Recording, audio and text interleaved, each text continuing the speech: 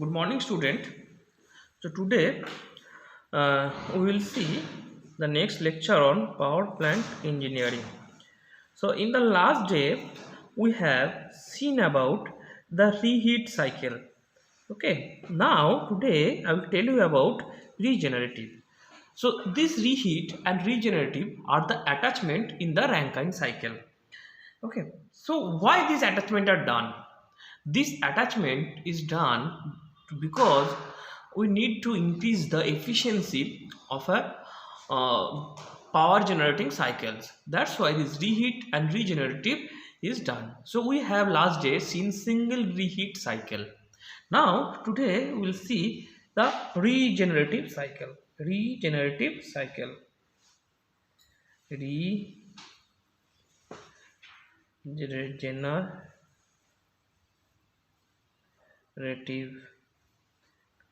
cycle. Okay, so what happens in the regenerative cycle, you will able to understand if I draw the flow diagram. So let me draw the flow diagram. So I will draw a simple regenerative cycle. So this is the boiler. Then from the boiler the steam enters into the turbine, and in the turbine it expands. Okay, from the turbine it goes to condenser. Okay, the turbine it goes to condenser. And what happens in regenerative, we take out some portion of we take out some portion of steam, and then it is added to, this is named as heater. This is named as heater. And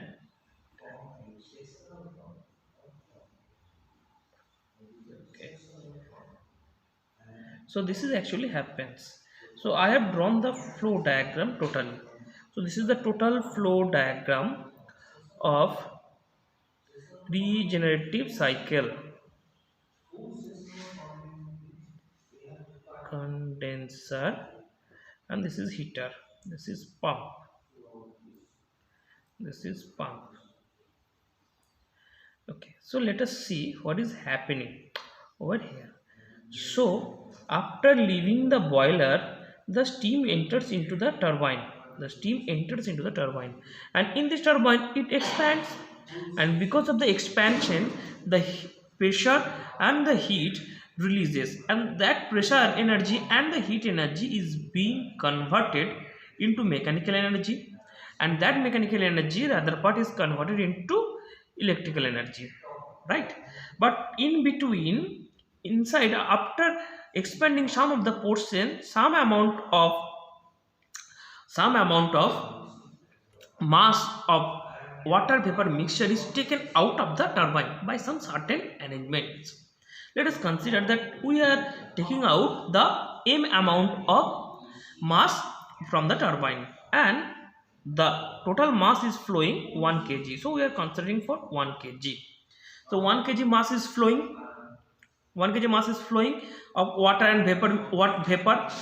Then this expands, and because of the expansion some of the vapor is being converted into water, so it's becoming an water vapor mixture, and that water vapor mixture is taken out of the turbine, some amount, that is m amount we are taking. So the rest is allowed to expand, so the rest is 1 minus m. So 1 minus m kg of mass is allowed to expand throughout the extended portion of that turbine. Then finally it leaves the turbine. That means the mass of the turbine that is leaving, it is 1 minus m kg. So let us consider this is portion 2, this portion is 3, this portion is 4. So then from 3 to 4 it goes to again into the condenser, and the rest of the cycle is same.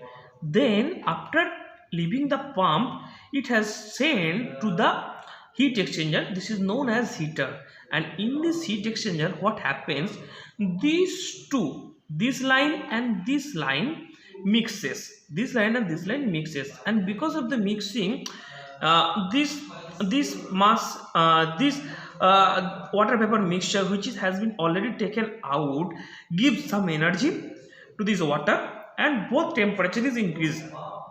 And because of the increment, the temperature, the average temperature is increased before entering into the boiler. Then it goes to the pump, and after going to the pump it is fed to the boiler. Okay, so this is the basic function of regenerative cycle. So what happens in the regenerative cycle, that we take some amount of mass and then we send it to the heater, and the heater, this mixture taken place, and the overall temperature before entering the boiler is increases, and because of this, the boiler required less amount of heat input to raise the temperature to the previous cycle, or raise the temperature and the pressure to the previous cycle. So that's why the input is little bit less, that's why the efficiency is getting more. Okay, so now we will do the analysis. So to do this kind of analysis, we have to draw the TS diagram. So let us draw the TS diagram. Okay, so I am drawing the TS diagram.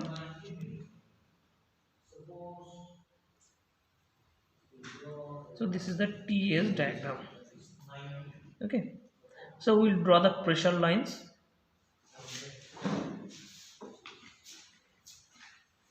So here we are dealing with two pressure lines, just like this.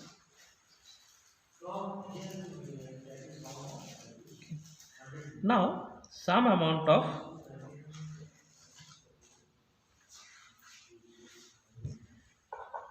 it is taken out.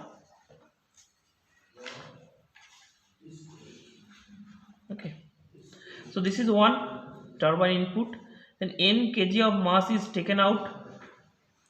Okay, and it goes to the heater. So this is the heater portion. This is your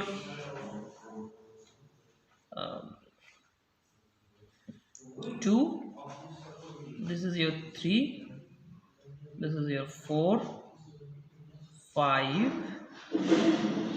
Oh sorry, I have written it 7, not 7, it is 6. Let us put it 6. It is 6 and it is 7.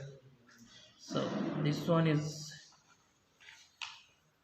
6, this one is 6, and this one is 7. So 5 and 6, 5 and 2 is meeting at point 6. Okay, so this is the total TS diagram,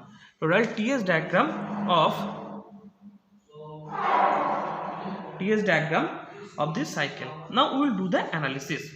Okay, so this one is 1 kg, and this one is 1 minus m, this one is also 1 minus m, and this one is 1 minus m.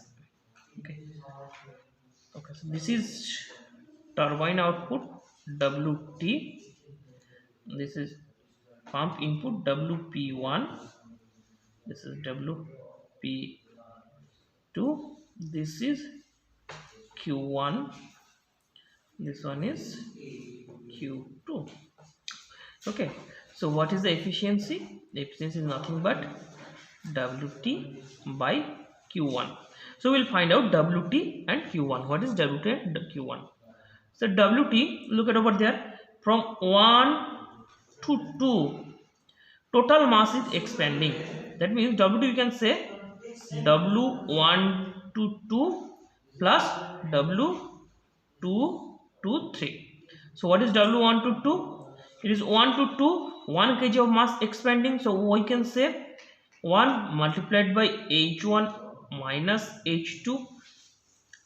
What is W2 to 3? W2 to 3 is 1 minus m kg mass is expanding. So we can say 1 minus m into H2 minus H3 kilojoule. Okay, so WT is coming H1 minus H2 plus 1 minus m H2 minus H3. Okay, so sorry, this will be Wp1 plus Wp2. Now this is very much small, so we are neglecting. This. We are neglecting this portion because this Wp1 plus Wp2 is very much less with respect to Wt. So we are neglecting Wp1 plus Wp2. So, but if we have to consider, then we can say what is Wp1? So Wp1 is nothing but 1 minus m H5 minus H4, because it is handling 1 minus m kg of mass, kilojoule. What is Wp2? Wp2 is nothing but this is Wp2, so it will be 1 multiplied by H7 minus H6. It is considered as H7 minus H6 kilojoule. Okay, now we have to find out Q1. What is Q1? Q1 is nothing but look at over here, 1 multiplied by H1 minus H7. H1 minus H7. So it is coming H1 minus H7 because heat is input from 7 to 1, because here heat is given. So you can see from the diagram also and also over here also. Okay, so you can say 1 multiplied by H1 minus H7. So how much heat is going out? What is Q2? So you have to see this. So Q2 is nothing but 1, because Q2 is handling 1 minus m kg of mass. So it is nothing but H3 minus H4, right? Kilojoule. So we have find out all the salient terms, that is Q2, Q1, Wt, Wp1, Wp2. Now we will only put this on this equation. So I have told you that we have to neglect Wp1, Wp2 because this is very much less with respect to Wt. So here I am writing neglecting Wt, but if the question comes in your examination that you have to consider the pump work, then you just find it from this equation. Okay, the Wt by Q1. So what is Wt? Wt you have got this. So H1 minus H2 plus 1 minus m H2 minus H3. What is Q1? Q1 is this, H1 minus H7. Now we have to find out what will be the m. So to find out the m, we have to do the energy balance over here. Energy balance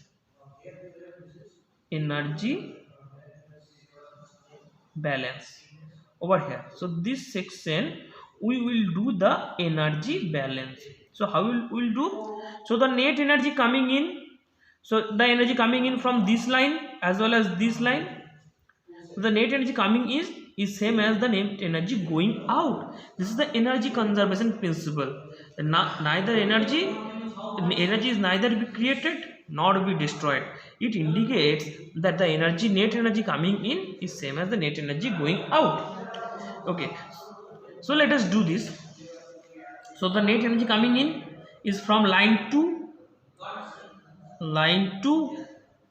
plus line 5. This is the net energy coming in minus the net energy going out, it is line 6. So how much energy is coming in? That is m into H2. What is the net energy coming in? H5 from H5, it is 1 minus m into H5. It is the net energy going out, that is m plus 1 minus m, because m mass is coming as well as 1 minus m is coming, so total mass will be this m plus 1 minus m multiplied by H6.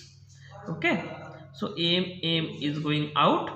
So what is m? M H2 minus plus H5 minus m H5 is equal to H6. So m will come m, so we have to take common of this. H2 minus H5 is equal to H6 minus H5. H6 minus H5. So what will be M? M is nothing but H6 minus H5 by H2 minus H5. So this is the way to find out the mass by doing the energy balance.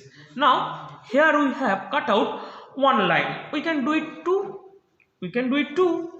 So if it is 2, then it will be the same system again. It will be joined to the 2 system. Then this 2 system is coming to the this next system. So we can do it for the multiple times. Okay, and the regenerative cycle, if we do, suppose we have done one regenerative cycle. So if you are doing 2, but that means we are cutting out 2 channels. That means it will be say 2 regenerative cycle. If we are cutting out 3, then it will be 3 regenerative cycle. So this is the way to do the calculations.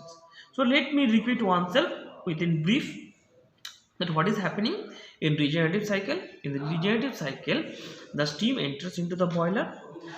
The water enters into the boiler, and in the boiler it evaporates and it is superheated. Then the superheated steam and the high pressure steam goes to the turbine and it expands. But the expansion is a special case that we are doing over here.